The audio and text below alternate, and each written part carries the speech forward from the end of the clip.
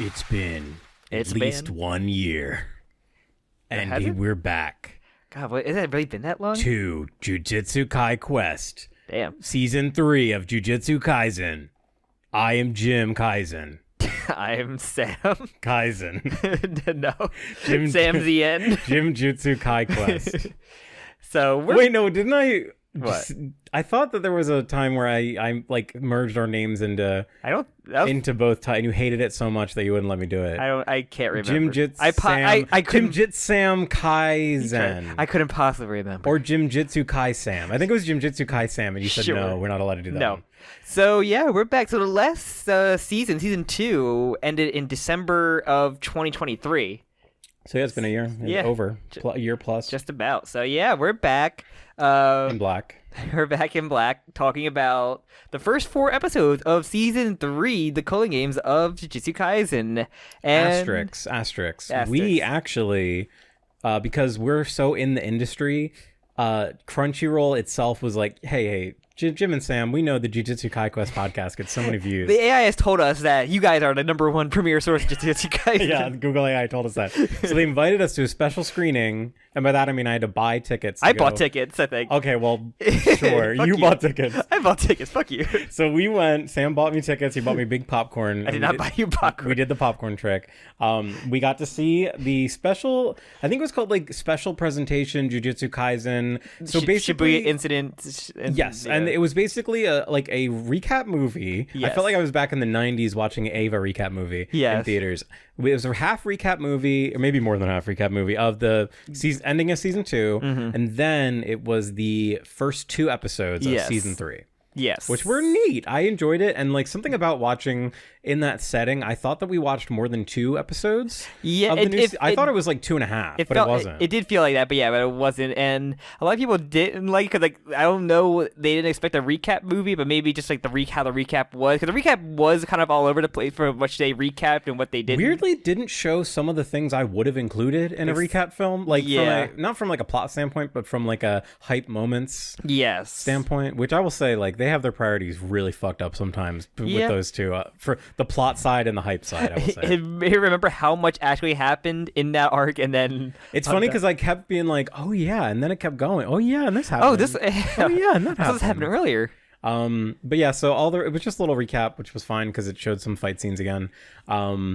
And then Yes. we got to see the first episode, which Man, we usually want to talk about the 4th episode right now. honestly, so bad. yeah. So for context, we just skimmed through like episode 1 and 2 again. just to refresh everything. Saw the punch meme. And then we watched episode 3, which was dog shit, and we watched episode 4, which was godly. Yeah. But so yeah, to just jump into, we should talk about episodes 1 and 2, even Yes. though we are more excited about 4. But It I mean, is very. there's also not much to talk about with There's 4. some very fun stuff in the first episode. We come back with Yuji, but Chozo's hanging out with him now, which is great because they're He's his bros. brother. It's great, and they had a fun dynamic for Yuji. Yuji's better, is not good on his own. That's why you always need him paired up with somebody, I feel. Yes, that's a good point. And also we kind of are, especially watching the recap movie, kind of help remind me just like how dark Yuji is right now. Yuji isn't like, He's honestly, for all the horrible shit that happened to him and the people he's close to, he's somehow not as worse of other people from other animes that have been through like less. it's kind of like weird how funny he is still in like episodes 3 and 4, but Like he should be for all the shit he's been through. You think he'd become like Eren Yeager by now? basically. So I think the movie, well, I say movie, I think episode 1 actually begins with him already fighting He's like in Yuta, and he's running around. Remember, they kind of do like a little flash forward thing where he's already running around away from the big. Yes. I love this cursed monster. It's so like fucking in the cool. middle of running away from Yuta. We kind of get some flashbacks, like the initial thing and him and he's running grabbing away. food. I just love this like really kind of like dangerous lifestyle where he's like literally trying to grab bites of food between like running away for his life. And really cool. last scene ended with like the tease of like, cause we saw that in the recap movie as well, with like Yuta rescuing the little girl who was like out like just getting like food from the one spirit. I fucking love Uda. Yuta is great. I'm so happy he's back. I fucking love that guy. He is great. I love bringing in the other main character, and it kind of fits perfect. The real main character. He's like, yeah, well, it's very funny how much like they blend in like that Zero movie, like the hidden inventory, like all the flashback stuff comes in, and it's all very important, not just like plot wise, but character wise too. Yeah, it's crazy. It's good. It's crazy how much better the series keeps getting in some ways. I hear bad things about the ending of I've also heard the ending's bad, which makes me sad because on one hand it's like, oh, there's so much hype, but on the other hand, like, we got episode 4 of season 3, and I don't care if the ending's bad, because that was a really fucking good episode. It was a really good bloody ass episode. If we get a episode. bad ending, but we still get, like, if we have one more episode like that, then Yes. I'll take a bad ending. But JJK, I don't care. But I think before when it cuts back away from Yuji running away, he's like meets up with the him and Chosu have to go fight the Nabito, because remember Nabito dies from the last scene from being fucking engulfed in fire. That he dies from his wounds and says, "Hey, I'm making a successor." Who did he name successor? And it wasn't the new character we meet. I think Jinichi. There was Jinichi, and then there was is his name Okasan? There was Jinichi, and then Naoya. And Naoya was the one that he saw was going to be the most, blonde one, the most misogynistic character in anime. So this was another kind of weird moment. The introduction of these guys, they're all in these like tiny little like what do you call that? Oh my god, what are those mats called? The mats, the tatami. Yeah, they're all in these like really small, like 2 to 3 tatami rooms, and there's kind of this like, I like the really easy way of just showing us like, look, there's kind of like a power vacuum sort of like, there's like a succession crisis kind of. Well, he was going to be the new clan lead, but there was a stipulation that if Gojo was out of commission, Megumi is going to be the new successor, which is very funny, and he takes that great. So he basically now heads into the Shibuya, Tokyo to go find Yuji, because that's gonna. He thinks that's where Megumi. Yeah, the M names really fucked me up. Yeah, he's gonna go there. He's like, oh, I'll kill them both, 2 birds, 1 stone. Yeah. And then he's very much misogynistic. He hates women. He's very full of himself. He has a dare I say base? No, I'm kidding. Jim supports this misogyny. No, I mean like the one scene where he does the little hair flip is so iconic. I've seen it so many times. I love now. a fast character. It's such a fun gimmick, and they always lose. But I love a character that's super fucking fast. I think at first Jim, like, I don't think I like the power because it's very similar to like, the frame rate kind of power. But then like I think once you saw like the conclusion of what happens when he uses his power at the end, it's like you're like, no, I get it. It is cool, but also I thought it was kind of weird that they are just using Nabito's power again, essentially. Kind of, yeah. Kind of. It's still it's like his is more for super speed, I guess, and like he gets faster the more he uses it. Yeah, but also it was confusing and I didn't care about it. I just like watching the fights. Yeah. So he fights Yuji and Choso, and then of course, to make things even more chaotic, Yuta shows up. Yuta shows up, and they kind of split up. Yuta has shut the fuck up. Yuta has been what's it called? Assigned to assassinate. Yuji. What do you call that? Not assigned. Like he's been like commanded essentially. Yeah. To go and assassinate Yuji. That's his like the Sukuna vessel. It's too dangerous to be left alive. Yeah. So this is like which I love for the whole series. Like there has been like an what do they call it? Like an assassination. Oh my god, what's the word? Execution. Yes. There's been an execution order on Yuji's head and it's just been paused because Gojo is like, if you do it, I'll kill you. Yeah. Don't do it. So I like that comes back in. It's really cool that Yuta's the one. And we know Yuta's the good boy, so we honestly know that he's not gonna like, even though he looks very serious when he's like initially see him. But yeah, so we basically split with Yuji having to fight Yuta and Naoya have to fight Choso, and that goes into the next episode really as well, where like Choso had a really awesome fight. Like he gets like slashed, but like I love that in the moment in that fight, like in the tunnel, and he's like, no, you just let me, like, you like yapping and like biding your time, let me like flood the arena with blood. It's really cool. It's very much like and then their whole fight is kind of like whatever, like from terms of like trying to figure out powers and shit, but it's just cool to watch. And there's a shot with Yuji when he's trying to run and like Rika grabs him, and it's like really like well done because like it jump scares the way that they just like film it or animate it. I don't know a way to describe it, but it's it looks just menacing awesome. And it's just impactful.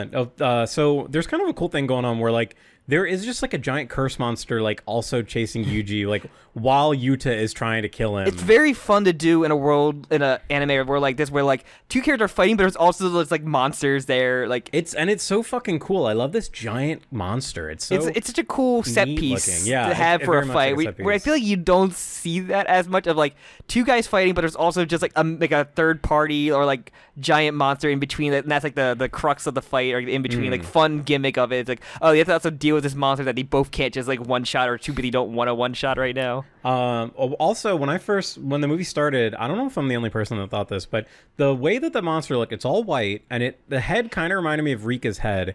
And when I first saw that, I was like, oh shit, did Yuta like unlock a new form for Rika where she goes like monster Berserk, mode, kaiju like mode? lets her off the leash? Yeah, but no, that was just foolish. But I do love that we see Rika again, and Rika just like could just immediately terminate anyone. Well, he gets her to hold him, and he stabs him in the heart. But don't worry, he gets better. I think did they explain? Does he use like the healing curse jutsu? It's a reverse curse jutsu, healing power, something like that, or like knew it wouldn't kill say Sukuna vessel. So probably legally, Uta did technically kill Yuji. Yes, he in did. A court of law. Legally, yes. This is us also discussing like the third episode of rules of just like the point system of like them like doing defense. We'll get there. But so if Yuta were to be like I guess compelled to tell the truth, he can actually say, I did kill Yuji. Like if they use curse to make him tell the truth, that's kind of the whole point.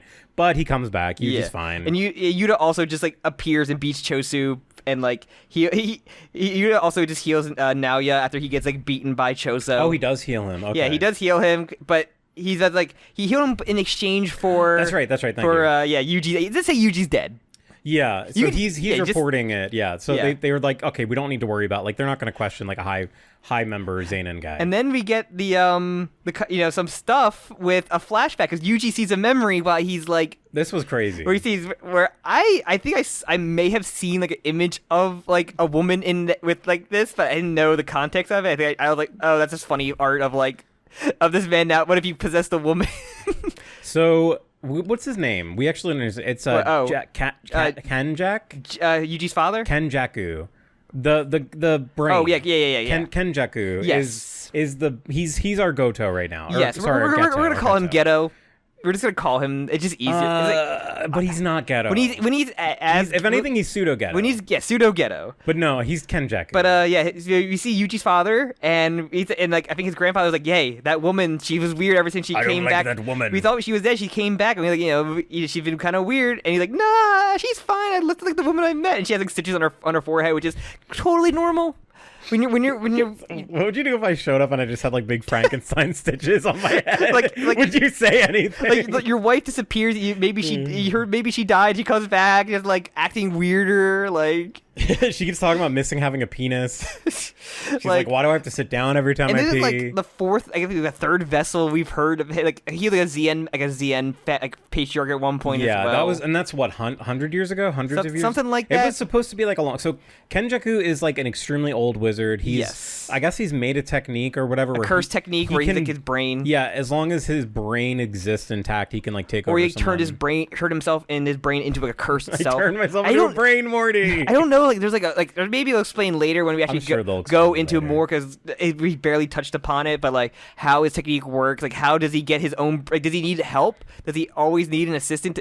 I guess he does have that weird ice child that can be an assistant. He's in a wheelchair now? I don't know. In the OP, that's a different character. Of course. There's a lot of characters they tease at the end. I'm pretty sure just a character for the CULLING. It's funny because that was our complaint in season 1. It's like they just keep adding more and more characters. They've been killing them, but they also keep adding more. We lost like one character now, like from the supporting cast now. And we lost one of the new character introduced in this season. We lost 2 Z. And we lose all the Zenins at the end. There's a couple that are still alive that were like away from on a business trip. But we have that stuff, and then we kind of get like him waking up, and we kind of get like, hey, here's the plan. Like I faked your death. Gojo asked me to, protect you, and I owe Gojo because Gojo protected me as well. Gojo's my daddy. Okay, Gojo protected him. Wait, okay, so we can't just move on from the mom thing. We know nothing about it other than, yes, he goes, haha, Yuji, I fucked your mom. I was your mom. I fucked your dad. Well, no, this means that Yuji has 2 dads, Sam. Yeah. Yuji has 2 dads, just like how in Uma Musume. Technically, Yuji has 3 parents now. That's he had a father and a he/her mother. As Michael Jackson would say, no, it's a they/them. His mother is a true they/them because it's multiple people in one. It's a I don't need to go down that, but like, Did they, in the very beginning of the series, did they explain like what is with his parents? They're just dead? Who? Yuji's? I'm assuming they're dead because he lived with his grandfather. So we don't. I'm assuming we're gonna find out more when he actually maybe had the meeting with that pseudo ghetto, explain everything. It's very convenient that he just never talks about his parents, which is very interesting because like usually like either parents, you don't talk about it, or like they're only shown in the flashbacks and they die like at the age of 1. We don't know, that could be the case. It could be like Naruto's parents, but his parents weren't epic other than his mom corpses being possessed. Okay. And like I guess being pregnant while having the stitches on the forehead. There's gotta be more to it. It's gonna be like, which I really like this idea that there's some kind of weirdness to the fact that like being a pregnant woman, Kenjaku, you're able to like bestow that, even though he's just the brain, he's still able to like do something to the baby. It's the way, because like we're like, how the hell is Yuji related to Chozo if like he's a cursed womb and like his father was like with the brains? Like, what the hell? And maybe people thought, oh, maybe his father was also controlled, but the twist is being the mother is very. It was a pretty good twist. My question though then is like, what do they mean by cursed womb? Like, is he like so clearly he's not like a person. Like Chozo is not a person.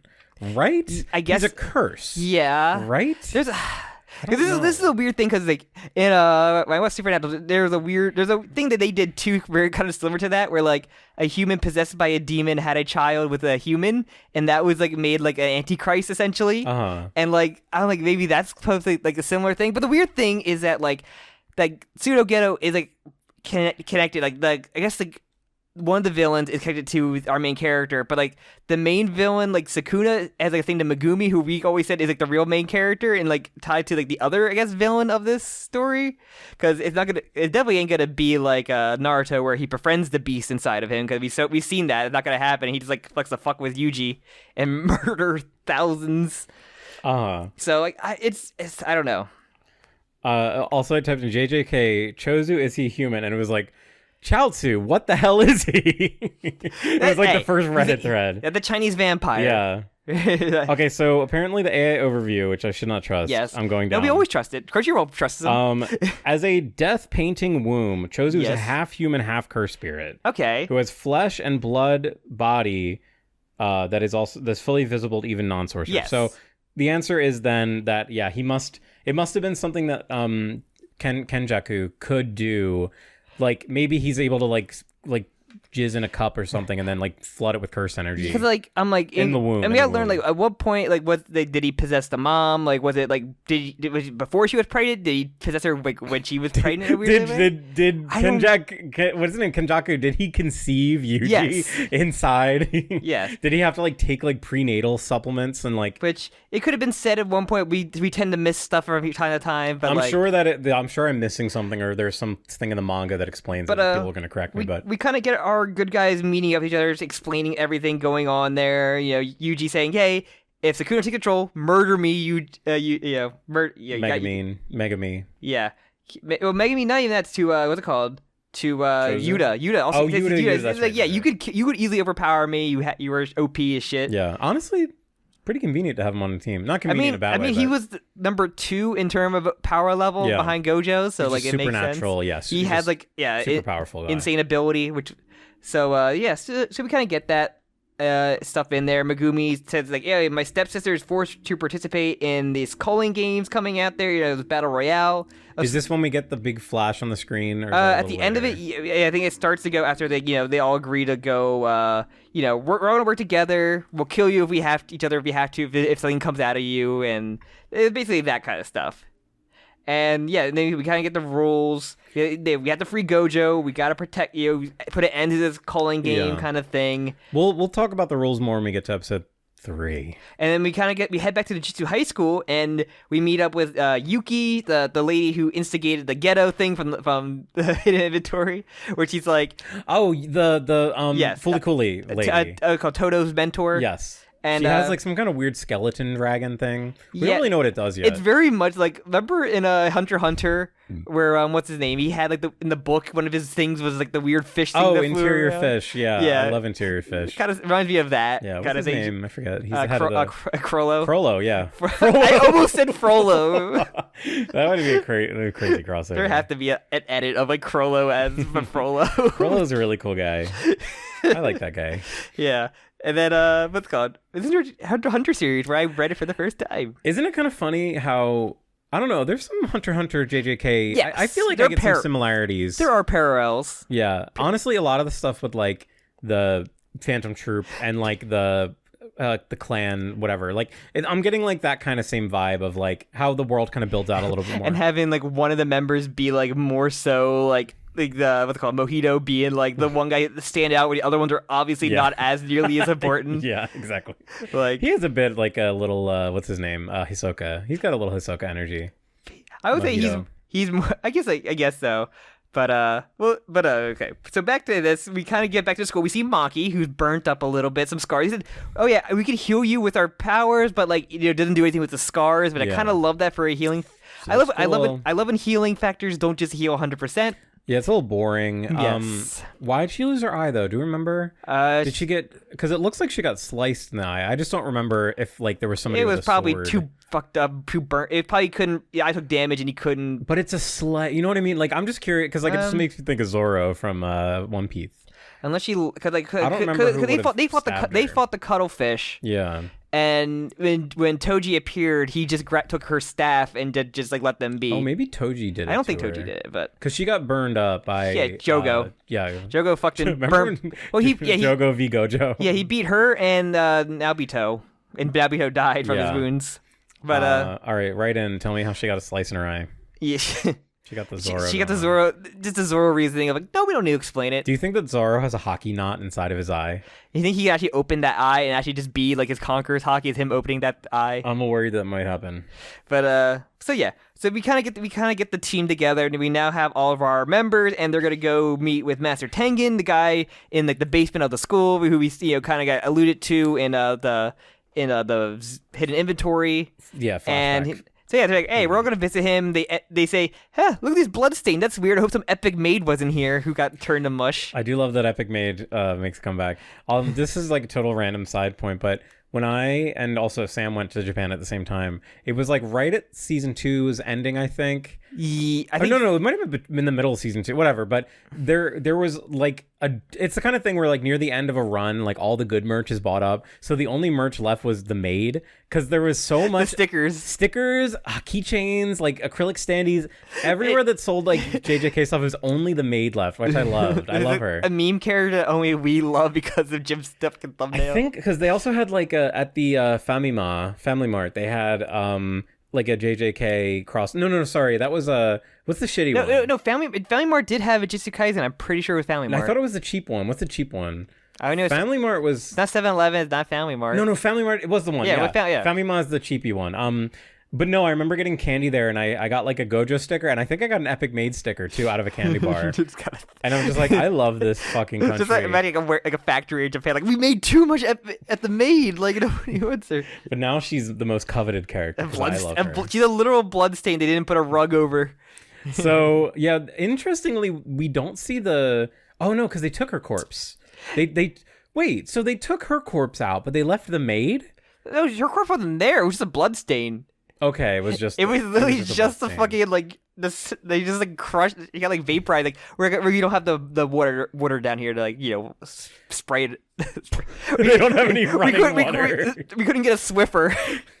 Like but so this is really neat. So this is like the whole plot that of that hidden inventory flashback was trying to basically continue this cycle where you're feeding, I believe it's called the Star Plasma Vessel, which is a human woman in this case. Yes. Who needs to merge their star plasma essence with this bullshit stupid stuff. They're human sacrifice. They're human sacrifice. And of course we know Toji, the goat, just kills her. So shoots her in the fucking head. Tengu, or so is it Tengu? Tengen Toppen Gurren Lagann. Yes.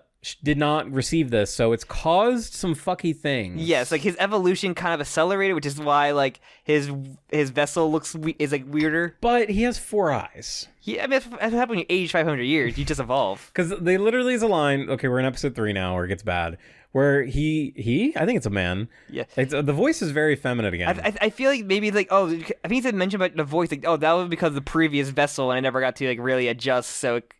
But so yes, he talks to them and said Geto's body's name is Kenjaku. That's the host. Kenjaku, the brain. And the Culling game is a thing to collect enough cursed energy to force evolution throughout all mankind in Japan, which is very funny. It's only Japan. Normally, Japan is the most important country in the world. There's very rare other sorcerers outside of Japan. It's true. That's also been said before. Like every supervillain planet is like, oh, we're gonna affect the entire world with it. Sam, except you forgot Hokkaido. Currently, Hokkaido is just super epic and sacred, consecrated ground. So they are not able to. Like the range of this plan is not able to extend in Hokkaido. Yes. But it's also... I just want to say, from like I know thank God you're reading the wiki because this shit sucks. But there was a lot of text. From a meta standpoint, episode 3 was just like, all right, you're gonna like. You've been on the gas. You've been holding the gas. Like now we're gonna slam on the brake for 30 minutes. Like those and later get nothing chapters done. of Hunter x Hunter where it's all text and no like images.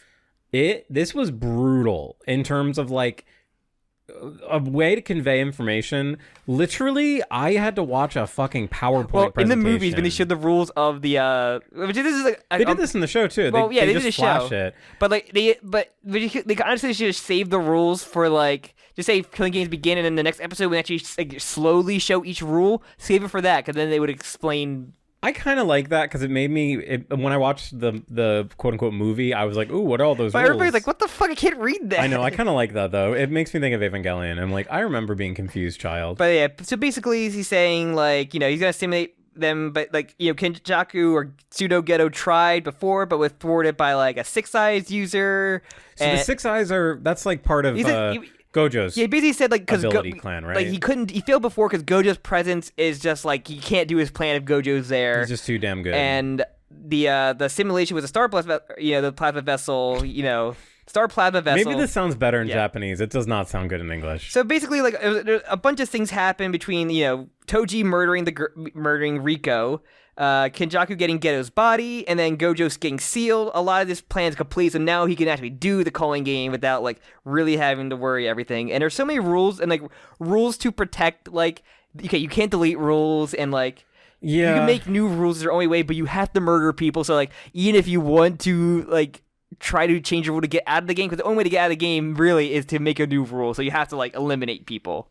Yeah, and there's a whole thing where you basically need to kill people. There's a whole rule about like, so you get like 5 points or whatever for killing a person. But if you don't get if your points don't change within like 17 days, 19 days, I believe. Yeah, you get your ability stripped from you. Yes. A lot of it's not like we're gonna kill you. We're gonna strip your ability. It's like in Korra when they gave everybody a bending ability at the end of the one season, and like this is like this, but they get everybody like sorcerer powers in a way. And we see like tease of like the comedian guy, and we see like flashes in the end of like episode 2, I think, as well, of a bunch of people.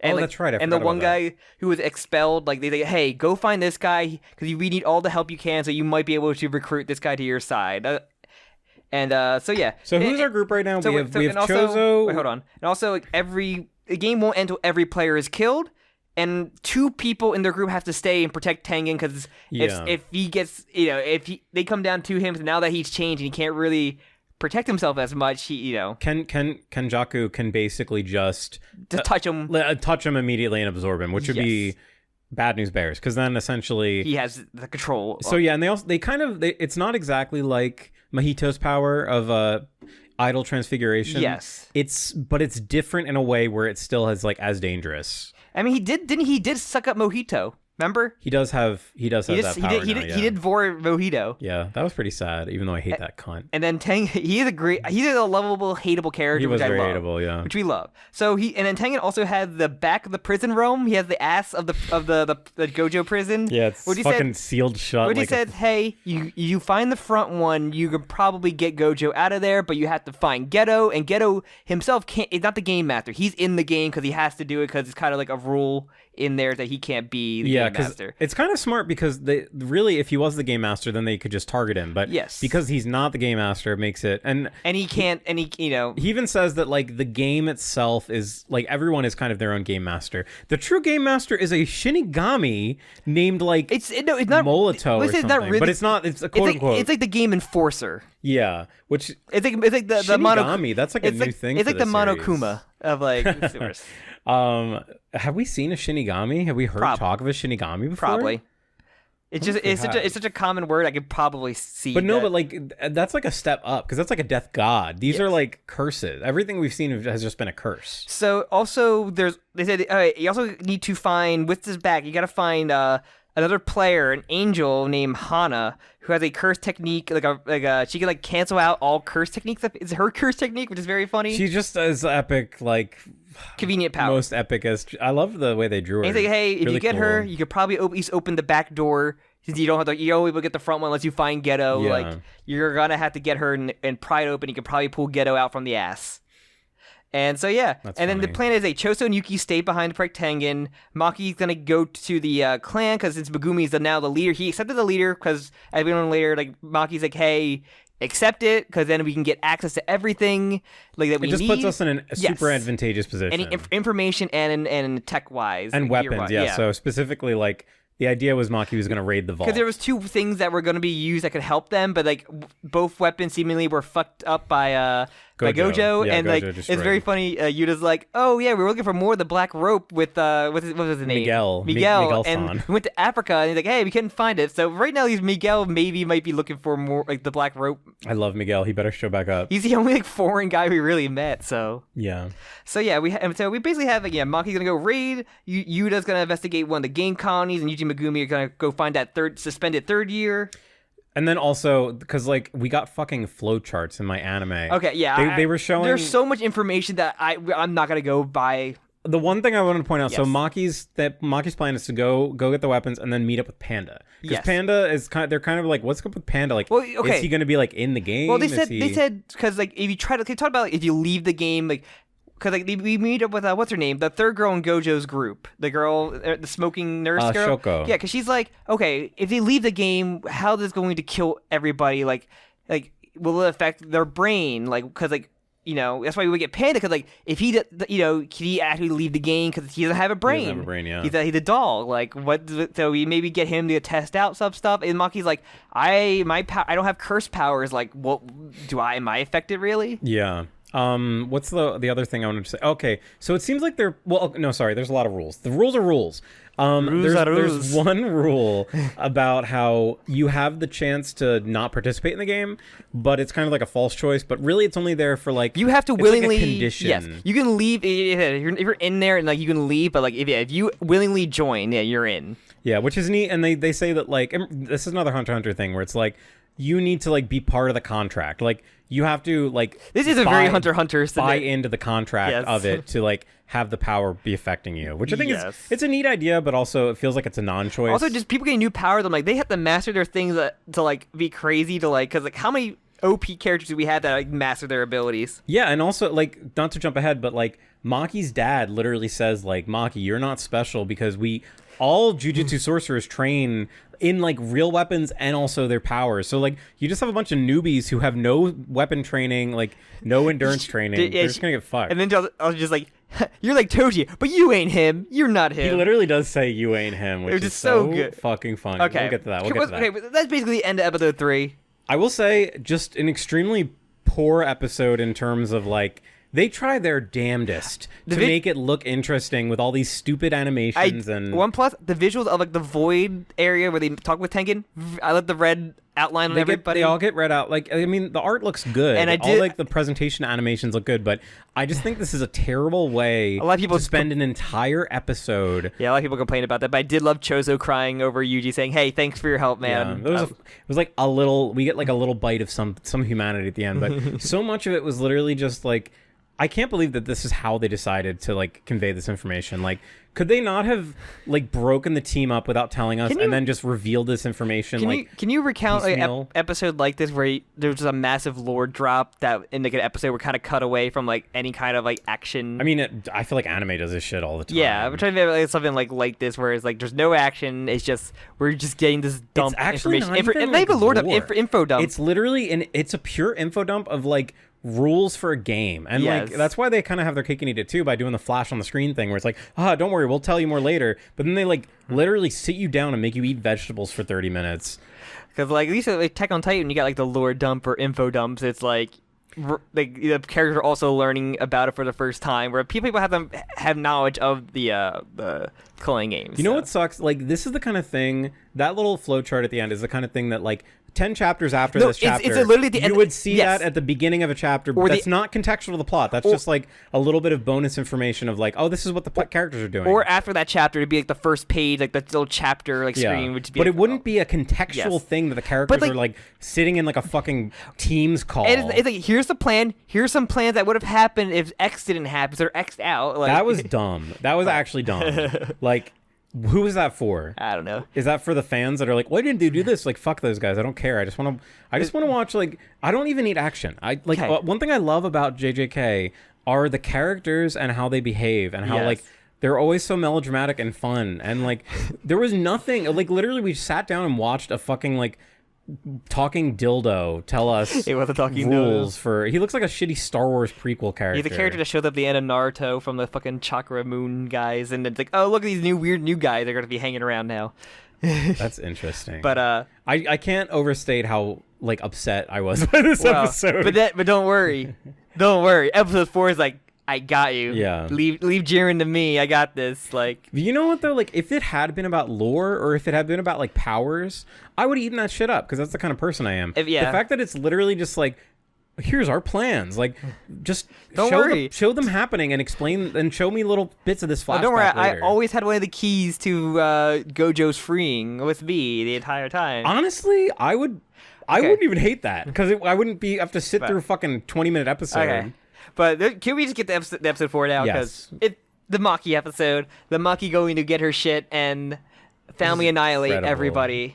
So yeah, so Maki goes to her clan, okay, I'm gonna go to the vault. I'm gonna go here. Hi, Mr. Misogyny. Go fuck yourself. I'm going to the vault. Yeah, I really love the escalation here, where everyone is just like, that fucking stupid idiot Maki. What a loser.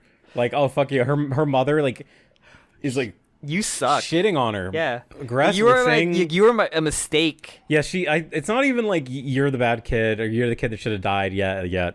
It's really I regret having birthed you. Which is crazy. And this is a common thing. Like, she's a twin. So, like, she had, like, her and her sister, which is a big thing. Like, Maki loves her sister despite Mai being a bitch, like, all the 90% of the time. But, like, saying, like, you shouldn't have been, like, being born kind of means that, like, Mai also, like, she's saying it to Mai. And, like, fuck you. And, like, she's like... And that's something that Mai does bring up later, where this idea that, like, they're basically seen as one person. And, even though they're different. If I go, then you can finally be you and like not worry about anything else with a stupid family. So yeah, she goes to the vault. It's been emptied. Hilarious reveal. Like all of the fucking like ripped like all these special like totems and what do you call it? Like oh my god, what artifacts? Not artifacts. Weapons. What do they call those things that you stamp on? Talismans. All the talismans seals have been put on this. They rip open to an empty vault where there's like her dad and Mai are in there. So like, did they like take a side entrance or something? Maybe the seals were there to keep those cursed because there were curses like deeper in there. So maybe they were there to just keep them in there. Yeah, I guess. But like, it's funny that we see them all rip open and stuff. Like, well, all those curses get killed anyway. But yeah, so. But like, how did they get in? How did Mai and Maki's dad get in? Because they were already in the room that was sealed, remember? He was just ready for the bit. Literally, I think he did like he thing had a bit to, like, door. seal the door. He had a door for the bit. He did, and it's so funny how he's just such a hater. Dude, okay, so the biggest so hater. Also, just like it's kind of crazy because like, normally I think a lot of like this you would have a build up, like maybe she would go down there with Mai, but no, Mai's already like wounded down there with the dad. Like shit already happened beforehand. Yeah, which interesting. Mai is basically like dying right now. Yeah, he is stabbed, and then like in quick succession, his dad like basically puts a shot to Maki as well, and leaves them to be eaten by curses, saying, "Yeah, you both fucking suck. You both are like the biggest stains. Like the one stain on my like I trained so hard. I'm so strong with my ability, like weapon and sorcery skills. You were born with none of that. Like you have nothing to train for. Like you guys are just both stains in my family." Does she have her glasses on at this moment? No, I don't think she. Okay, no. so because that's what happens is because like you have to remember Maki can't even see curses, so she breaks his sword, and then we see it from her point of view where he basically tries to kill her and hits her with no sword, but then we see he actually or a cut sword. Yeah. Well, no, but what he did was cursed energy. He used a curse energy as a sword, and like Maki couldn't see that. Yes. So it's neat because he's even like, Maki, you idiot, like. I'm like, yeah, like I trained my entire life sword, and not even a swordsman. I'm not a swordsman. I literally just. What's the Invincible meme? Like, this is what they have to do to achieve a fraction of our power. Yes. That's basically saying like that, but at her, basically. He's saying it to Mai, pointing it to Maki. Yeah. but yeah, and then he basically throws them into like all the curses, the curse practice room, and then I would really emphasize how he just rolls them downstairs. Dude, it's so brutal, and like the way the coloring too, like the blood is so bright all over. Yeah, like which I'm a sucker for, like just emphasizing the blood. Like sucker that. for women's blood. God damn it.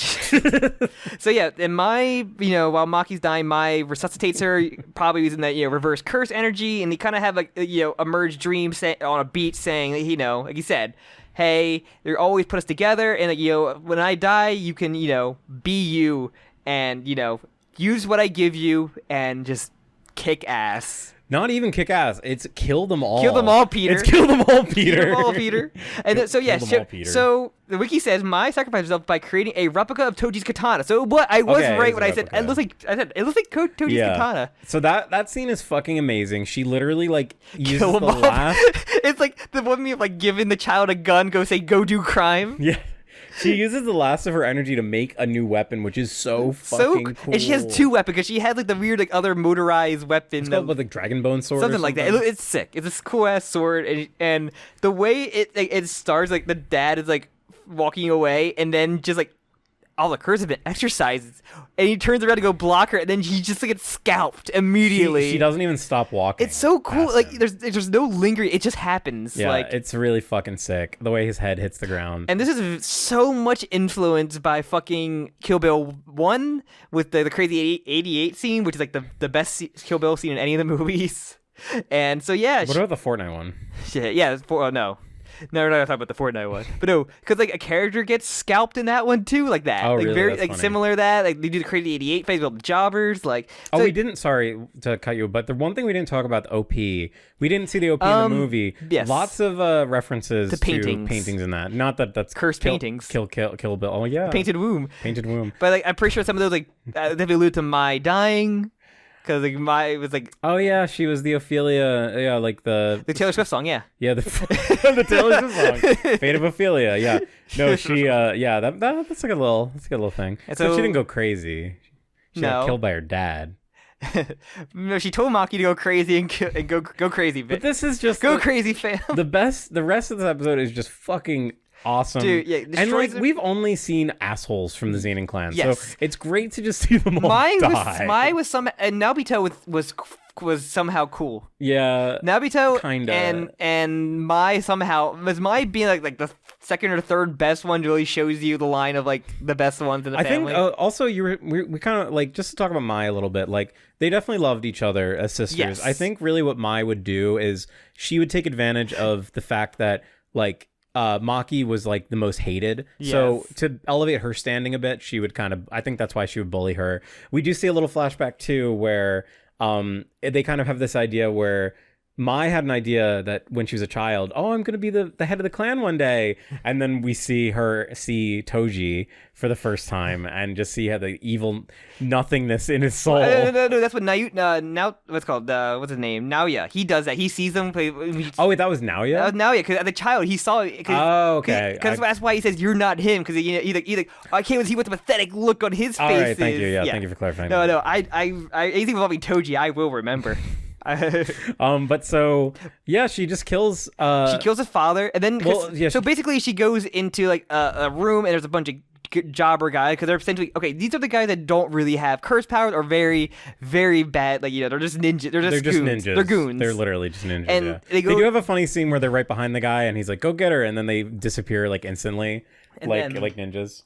And then she just does the crazy 88 fights of just like slaughtering them without the normal music of that fight scene. But it's silent for a lot of it. Then it gets music kick in, which I really like. It also does cut eventually to black and white. It doesn't start in black and white. Yes, but it does cut into I love black and white samurai, like with the blood. You got the blood red still. And it is so awesome. And even when it gets out of black and white, the reveal of like the blood in the room is awesome.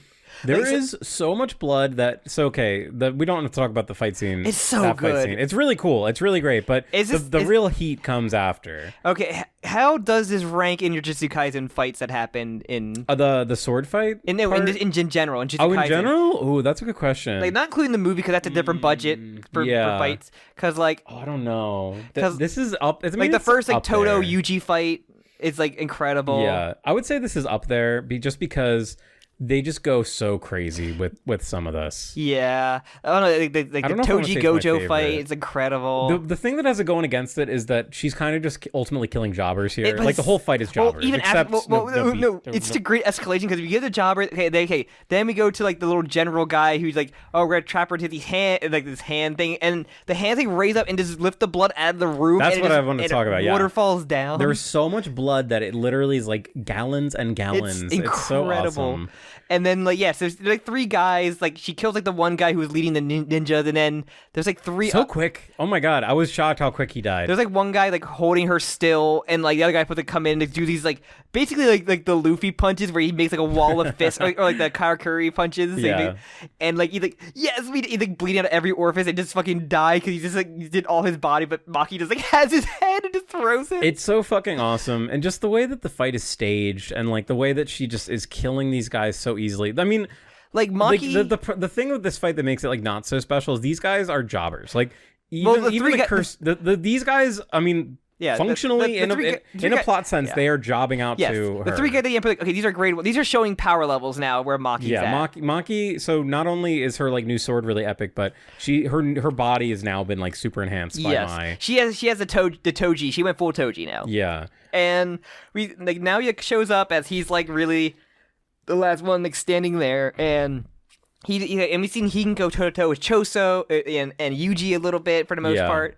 And he's he does a thing where like I can beat you up at super fast speed all over the place, and then Maki at the end kind of holds her ground, saying I'm just gonna wait my time to strike. And what I love is that you see the classic, like, while she's getting her ass beat, she's counting, like her eyes darting around because she's trying to count all the frames, basically. Which is like the coolest thing was watching somebody at max speed at super speed. And you're just like, oh, she's gonna fucking destroy this man. and he went at maximum speed, and she does that Mortal Kombat X-ray punch to the face, like his entire skull, like half his skull shatters. Half his skull shatters like into dust.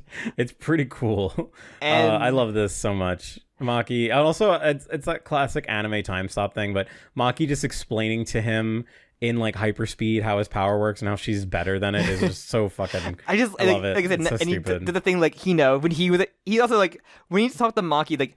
Like you suck it. You're different, but you still have no power. Like, that's funny. You can see me now. You always see is my ass or like women's boobs. It's like so. And they said with Toji, he's like, oh, that loser had the same thing, no power. I wanted to see the look on his face when he got kicked out or whatever. Like, I don't know. Like, and you're not even him. Like, And then he gets obliterated. He just gets obliterated, but not dead. Well, he's not killed. Yeah, he crawls away like, I'm going to live. And then but before that, Maki like finds her mother and say, hey, why did you say that one thing to me? Like, I don't understand what you're saying. Like, okay, you're dead.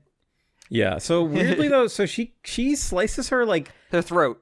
But this woman gets up and then goes and kills Nobia. What's his name? Naoya. So I think she said she like at least in the flashback, she said she was proud of them when you showed both the twins as children. She said she was proud of them. So maybe I thought that was her saying it or like thinking it like now while she kills Naoya. Yes, that's basically what she said. But thinking of her twins as kids. But why did Maki give her mom like a shallow death wound? That is such a weird. She slit her throat. It wasn't really a shallow death wound. It was shallow and okay. She killed people instantly earlier. It's her mom. Now she kills her mom in a way where she would suffer greatly by bleeding out. Like. Oh, this is weird. They should have just had it been Maki. I don't know why it had to be Maki's mom. I guess because they wanted to redeem her mom for some reason. I don't know. I don't get it. She wanted someone else to kill the Mr. Misogynist, I guess. I don't know. Yeah, I don't know. Maki, I don't see why it had to be her mom that had like a shallow like neck wound where she bled all over the room and then dies. Just a weird end to the episode. Oh, but and then we see Momo shows up. Yeah, they gives her Mai's body. It says, "Hey, take care of her body for us. And, give her, maybe proper burial, or whatever." And Momo apparently had warned Mai, said like, "Hey, don't go. Like, don't try to like get in between this shit," because she knew this was gonna happen. Yes, and then basically, I think there was like 29, like around 20 something members left of the ZN clan. Maki, assumingly going. I thought it said that she killed 20 members. They said there was like 20 something left. She definitely killed more than 20. There's 20 members left who weren't at the house at the time. Oh, okay. And and they said the other clan, like the Gojo clan and the other clan, saying, "Hey, we're gonna just take the ZN clan out of the three powerful family because they're all fucking dead for the most part." Yeah. So yeah, it's funny though because they kind of explain it like very but like it's like bureaucracy where like it was like technically this hasn't happened yet, but it's like a mafia thing, like the power, like the three families. Yeah, it's like tabled for the next month's meeting or some bullshit, but. I mean, that episode just looked amazing. It was so hype. This is what I'm here for. Get this fucking bullshit PowerPoint simulator baby, out of here. that's what I'm here for. Literally. But yeah, JJK, we're so fucking back. We're back. I don't know. Once again, like I might lean on the commenters a little bit. Like, let us know. Should we do 3 episodes? Should we do 4 episodes? Like, I don't. Sam and I have not read the manga. We didn't talk about that, but it's kind of obvious. We don't know where this is going. We don't know like what the breaks will be. If they'll be like I'd rather sit and wait another week for another epic fight than have an episode where we talk about something really boring and stupid. Would that be like at least 2 an episode? But like if anything's like a to be continued or like a fight continuation, then like we probably would wait. Yeah, I think that's a good idea. Because Shibuya Incident had a kind of good idea with like some of the fights in that one. Yeah. So we'll see. We'll see what people say in the comments. People were asking. They were like, "Where are you guys gonna come back?" I was like, back. "Oh, we're back, bitch. We're back." As I said, I was so happy because I heard somebody like, "Oh, it was a Maki episode." I was like rubbing my hands, like, "Oh yeah." They do really draw her very hot too. She's so muscular. They just drew the muscles like crazy. The one scene where she's like has her new body, like her like upgraded like physical form, like they just, oh my god, the dude who loves muscle women. Oh, we didn't even talk about like the brutality where she's like ripping guys' eyeballs out and shit. Your eyeballs. That's awesome. The scalping, like like heads getting crunched in, like she stabs them. Like this is really cool. Like the scene, just like the one dude who's like, he can't, the one dude who's holding her down and like so happy, like, oh, I think we got her, and, like can't see, just bleeding out everywhere, and just like walking by, just you see the head just walk by him, and it's just like, oh, it's just awesome. It's a cool shot, like somebody like, and just like not even, I love the way the powers look too, like the guy who's using his eyes. Like it's just like amazing Sakuga. There's just so much great Sakuga, and like the one detail of like the blood waterfall is cool, like. That's a lot of cool shit, man. I can't wait to see what the other new ability, because I don't really know anything about the other guys in there. Only guy I'm aware of is like the comedy guy, because I've seen him pop up a lot as people's like favorite thing. Mm-hmm. So that's all I know. Yeah, I don't know anything. All I know is that the ending is apparently bad. Yes, that's I know all that. And you said that apparently the Culling game part 2 is like the ending. I don't think it's the ending, but okay, like it might be 3, because like, there's the end part of Jujutsu Kaisen where like everybody kind of like, I guess like the final fight thing. So I'm not sure if that's part of the Culling game or that's just right after the Culling game. I don't really know. Yeah. But like I'm pretty sure it might be either right after it or like it's part of it. I don't know. Also, I do just want to give a big shout out. I just want to. There's no Miwa here to shit herself. No Miwa. I want to give a big shout out to Nobura. we gonna get her? We gonna help? Well, we gonna save her? said, well, when Yuji asks about her, Megumi just looks away. There's a non-answer. Nobara, come back. I miss you. I miss you. I was so wrong. See, yeah. Unfortunately, because of Twitter, I know the answer. That's not good. No, unfortunately, no. I know the answer. I'm a child. Because Twitter would not shut up. Where's Nobara? Where's Nobara? Do we get the answer? And then somebody like, here's the answer. That's not good. And I'm like, okay. Not really not too much of a spoiler, but okay. say less. Say less. All right. Do we have anything else we want to do? I don't think so. We don't do any Rupert talks for Joe Kakaka, so nothing else. I guess I could plug unless you have anything else to talk about. No, I'm just excited for more. We don't have any predictions, right? Like, I mean, there's not. Well, really hopefully there's nothing. I'm not gonna try to. You did mention it, but I want to see Panda's sister form. I've been waiting years. Yeah, I'm ready to be disappointed by that, but I have no idea what that. Because the brother form is ape, right? He becomes like a he kind of like a berserker panda, but I'm just worried about it just being like either a throwaway or just like B, just like I keep seeing it looks like a baby panda, so he got like reverted back a little bit. Or flashback. I wonder if we'll see a flashback. I think we saw a flashback before. We saw like the panda fight. And like he wouldn't be a baby. Well, maybe he'll become a real panda. It looks like a tiny panda from the OP and shit. So I don't know. Maybe he'll become a real panda, like a baby. Pinocchio. He'll be pandified. Yeah. He get pandified. So yeah. We'll see. I don't know. I can't really make predictions on this one. It's not like a mystery in this. No, it's just kind of like who's gonna fight next, I guess. Because I think we're probably gonna get like some Yuji next episode. It's like it's like when you go through like a new arc and the OP shows you here's all the important characters you're gonna be fighting throughout this arc, and like and we have to do a checklist of going through each and every one of them where like maybe one or two are actually like join the team or help out. Like maybe the guy they're trying to recruit does. Who knows? I'm kind of waiting for Tengen to be a bad guy because I will see. I don't know. Or to do something really bad. I mean, his whole existence is like about sacrificing like a young girl. Well, that's what we learn. See what happens with we get meet up with Pseudo Ghetto again and like. What's he called? Yeah, Pseudo Ghetto is really what we got to think about. And Sukuna's always there and all that stuff. So yeah, and we got the Gojo thread. It's always there too. He'll come back. It's really nice that he's not around though. It's very funny that Jujutsu Kaisen right now in Shonen Jump has like the Boruto sequel series of like many years in the future. Here's like the kids or grandkids. Oh, is that what it is? Yeah, it's like a Boruto situation. Is it good? Do people like it? I think people are. It's definitely I hear better things about it than Boruto. So yeah. Well, I mean, how far below did the than Earth Boruto's dad set that? But like I hear decent things about it. But I think it's only like 20 chapters around in there. So who knows? It's still too early. That's pretty early, yeah. So like we'll see. And sequel series like that, like or like legacy series, I guess they would be. Yeah, it's a sequel series. I'm not sure how like the track record is to a lot of them. But like here's the kids. I just think it's I mean, you could say like Dragon Ball. You could make an argument that like Dragon Ball Z is like an incredibly successful follow up of Dragon Ball. I'm curious to see how many chapters they had to try to cram in here. I'm not sure if you heard like the Fire Force is coming back for like I think the last season. Fire Force? Oh, the manga's yes, over though. I like the manga, but like they're cramming like so many, like 60, 70, like it's like so many chapters than they could possibly do. And the end is so like kind of jam-packed with stuff, and like the OP of it just spoils like everything in the end of the manga. I'm like, oh, I love when that happens. And I was like, there's no satisfying way. Even though I love the ending of Fire Force, and I don't know how they're gonna do it, and I wonder if they're gonna do the weird author self-insert of people being mad about the fan service character. It's one of the most appalling things I've ever read in a manga of like an author doubling down on their fan service character that people hate. That's just really embarrassing. It's so embarrassing. Which I think if they adapt that, like I can't. I just it's gonna be a shit show. Speaking of weird endings, so I only watched a few episodes of Kaguya-sama, but apparently that is also getting Kaguya. Okay. Kaguya or Kaguya. Is it Kaguya? Is that the Chica dance? That's the Chica dance. Okay.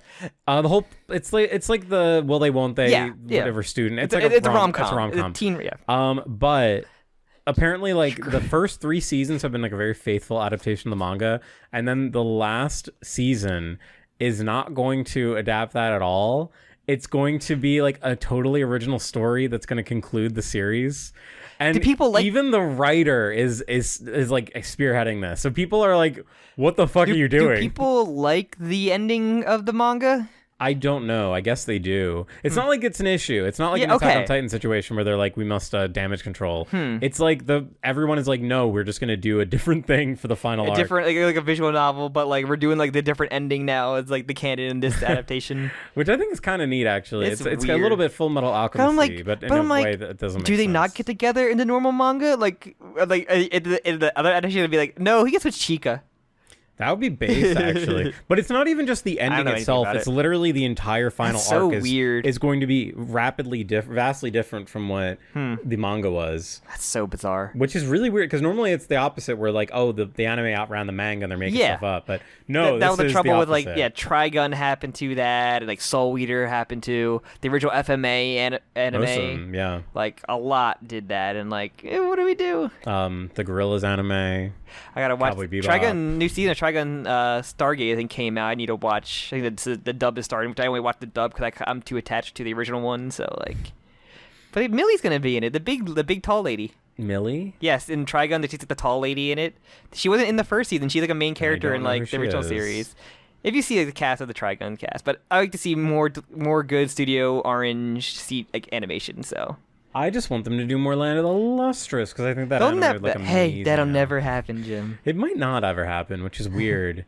Just like Made in Abyss anime. Made in Abyss anime is actually that's another thing that could happen. Full steam ahead, actually. They're but like the dangerous part is that they are basically like there's not enough. That's what I'm for a whole season. I don't think. It's just weird. I love Made in Abyss fucking much. Yeah, there's a lot of weird stuff happening, and my favorite anime of all time. Manga stuff. Hey, but I'm looking forward to like my favorite shonen jump. Akane Banashi is gonna get an anime adaptation, so I'm curious to see what that's gonna look like. Is that near complete? Are they talking about finishing that soon? Feels like it's been around for a while. I don't think. Well, in it is a weird shonen, but like we are in like past the like a time skip. She's not there yet. I think we're still like maybe like a little bit over halfway, maybe 2/3. I love the idea of her coming back with like new superpowers. She went to France, so yes, she kind of did have new superpowers in a way of telling her stories. That's funny. It's incredible. That's one of my favorite mangas by like a visual standpoint, and like storytelling is so awesome. That's why I say I'm so curious about how to animate of that's going to work, because the voice acting has to be great, and the animation for like the storytelling has to be like do your own thing for. If it's a Shonen Jump, I mean it's just a matter of who gets it is a Shonen Jump, but like it's such a different, not like a battle shonen. It's literally just about Rakugo, like Dr. Stone. Yeah, but Dr. Stone, I don't know, did have some action in it. Did that end? Did that anime end? I think it's ending. I think they have one more season left. I think I saw a picture of like the dude's brother from India, of like the character picture of him. We have a whole spoiler cast about the Dr. Stone manga ending. That's a real upsetting one for me, because I really love that manga. It'd be funny to talk about like manga endings or like anime endings that we just like don't like, or like the best and worst. There are some good ones. There are some really good. I think Gantz is a great ending. I still need to read Gantz. I think you'd really like Gantz. But like, and I say that like derogatory, like in the way that I derogatorily like Gantz too. But like, I really like the Fire Force ending. I think Ranger Recheck's going to end soon because they're the last arc of that, so I'm really curious to see how that ends, because I really like that manga. Go Loser Ranger. Shut up. Fake news. That was that. Like if Naruto would have had like, a better ending. Pun Pun has a good ending. Huh? Pun Pun has a good ending. I'm trying to think. Dragon Ball Z has a good ending when it ended in Z, I think. Does it? It's just like, no, I'm just kidding. Goku just goes off with Oob and leaves his life. I'm just kidding. I'm trying to think of like other like shit. Like FMA Brotherhood at the great ending, I think. It's a pretty good ending. I'm not sure how like Sailor Moon ends. I don't think so. If Hunter x Hunter ended after Chimera Ant, I think that would have been a great ending. Yeah. I guess if that's like the end of like the Gone story, then like I think that's fine. It's a good ending. Yeah. I think it would have been a really good ending actually if they just done that.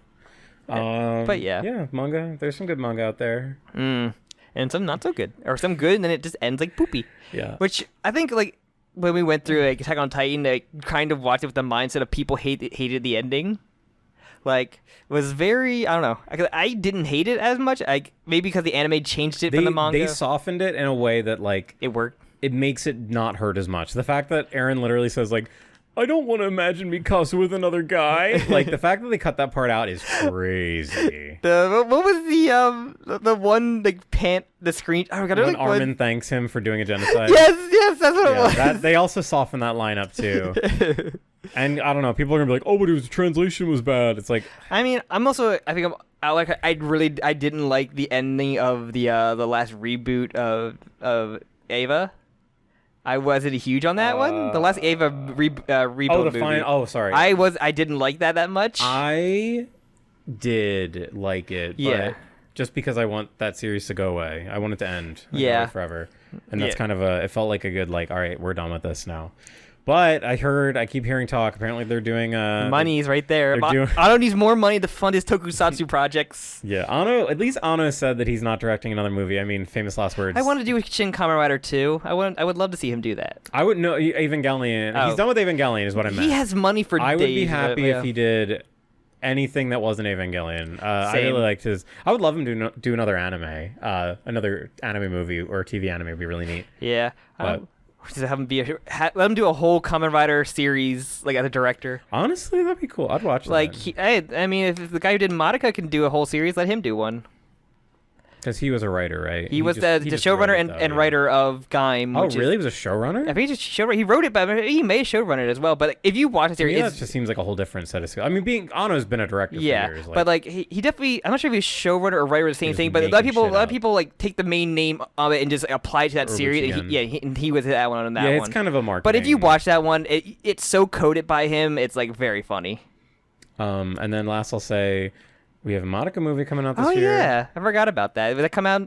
Is there a date yet for that out of now? As of, I checked earlier this month, they released another trailer, which I normally don't watch, but these movies are so cryptic anyway that you can watch them. If they could have a special with Madoka and Kamen Rider Gaim team up together, it'd be like... If Fruit Jesus and Gattaca can team up, it'd be so happy. The title of this movie is so stupid. It's, Purgisnacht Rising. Okay. Words that just mean nothing. They will announce a new release date in February. A new release date? This was yesterday. This is a post from yesterday. God damn it! It got delayed again. It'd be very. Just give me a. It was supposed to be next month, and they removed. We had the team up of Kamen Rider Gaim, Madoka, and Psycho Pass all team up together to solve crime. If only.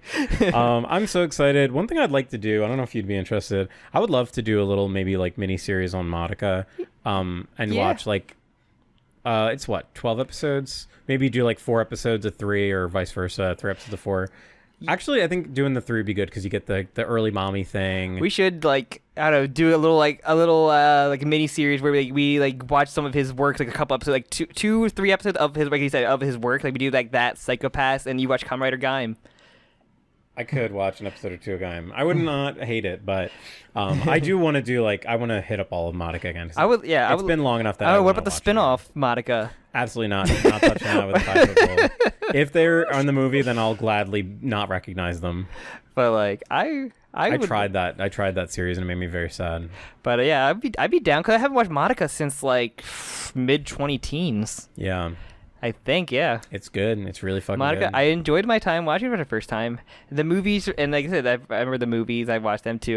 Well, you've watched the movie. I watched the movie. I don't think you watched the other 2 are recap movies. Yeah. Technically, the third one is the only one that's new content. Then we go watch Kamen Rider Gaim and watch a little collection of all his stuff and of all his fields. An episode of Thunderbolt Fantasy. Oh, I would not hate to watch. I remember we watched a little bit of that when it first came out. Yeah, I would not be. I would not say no to watching Thunderbolt Fantasy a few times.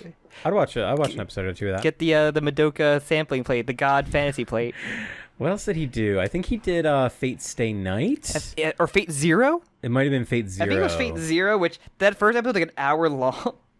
You're such a baby. No, it is. It felt long. It was like, I remember. Did you watch it? I watched it, but it was a lot of. I don't think I ever It was watched. like a lot of exposition. Have you heard about the new Fate show? Dude, I don't hear anything about Fate other than that one fight we watched for Neoncast that one time. The only thing I've Fate heard. Apocrypha. No, this one it's called like Fate something Infinity or something stupid, whatever. They all have dumb names. But apparently it takes place in America, and it's like the American Fate. which I think is hilarious. This American Saber eats some cheeseburgers and licks freedom. And licks freedom? And loves freedom. She licks it too, but she's also a man, and also she's a girl, but she has a cock. But can choose. Let's see, anime, Madoka, Fate Zero, yes. Psychopath. Okay, that was the first one, I think. The first anime adaptation. Aldoa Zero. Aldona no Zero. No, that was a bad one. People hated that one. Trying to see ones that I actually could like recognize. Animation concept for Ruby Ice Queendom. Revenge. What? That's what it says on Wiki. They brought him on to improve Ruby. That's so funny. Original scenario, series composition script for Revenger. Ghost of Tsushima Legends was the series composition. Wrote Madoka. He did a story that Godzilla, the CGI Godzilla movies on Netflix. Oh, that's right. I remember they used his Madoka. name as marketing. His name is really the marketing name. And then he did Kamen Rider Gaim and Thunderbolt Fantasy. He did the series composition and the script for Gaim. So, and then was like basically did everything for Thunderbolt Fantasy. What does series composition mean? Oh. And then there's like Thunderbolt Fantasy movies and the Kamen Rider Gaim movies. Thunderbolt Fantasy had like 3 movies. Damn, those people must 2017, 19, and 2025, the finale. Oh shit! Okay, well we gotta watch just that one. We'll watch the Kamen Rider Gaim movie where it's just them playing soccer because they had the World Cup in like Japan and they had to like tie it in. That's really funny. No, I don't want to watch that Gaim movie. But it'd be very funny to see just do like a Madoka. Whenever we actually do get a release date, if and when, and gets another one is chosen. But yeah, I can't. None of these Philip, I'll kill myself. Let's see. Yeah, I don't even know what some of these other ones, like Phantom Requiem for the Phantom. By Studio B Train, of course. Oh, B Train, a studio whose name I recognize. I like there's Fate Zero and then Fate Zero second season, but the second season doesn't have a link. Gargantua on the Verduous planet. But yeah. So I remember watching an episode of that. I didn't like it. Didn't we watch Ice Queendom episode of? We did. We watched, I think, a few. It's like a retelling of Ruby from Weiss's point of view. But then there was I think a major difference that happened, and like Weiss is like evil or some shit. She's an Ice Queendom. He's Ice Queendom. But yeah, so I'd be down to do that. That'd be fun. All right, this is not even about JJK anymore. I mean, this is how Jokaka episodes go. We don't know that. So let me plug it up then. Plug it up, please. All right. Thank you so much for listening. If you like the episode, please like the video, subscribe, leave a review, tell a friend, anything that helps, spread the word or get it. It's like an evil virus. Yes. You could also, if your name shouted out at the beginning of Jokaka episodes, those means the JoJo Part 9 ones, leave whatever you won't feel like you're going to miss money-wise on our Patreon, and we'll have your name shouted out. And either pronounced great by Jim or pronounced horribly by me. And that's pretty much it. Like I said, in the comments, leave an idea. If you have an idea of how the episode structure will go for this season, and we could combine episode-wise, that'd be great, helpful if you're have an estimate of how you think it's going to go. That'd be great. And I think that's it. That's it. All right. Thank you so much. We love you, and we love JJK, and we're happy it's back. Bye. Have a wonderful time. Have a wonderful time. A wonderful time.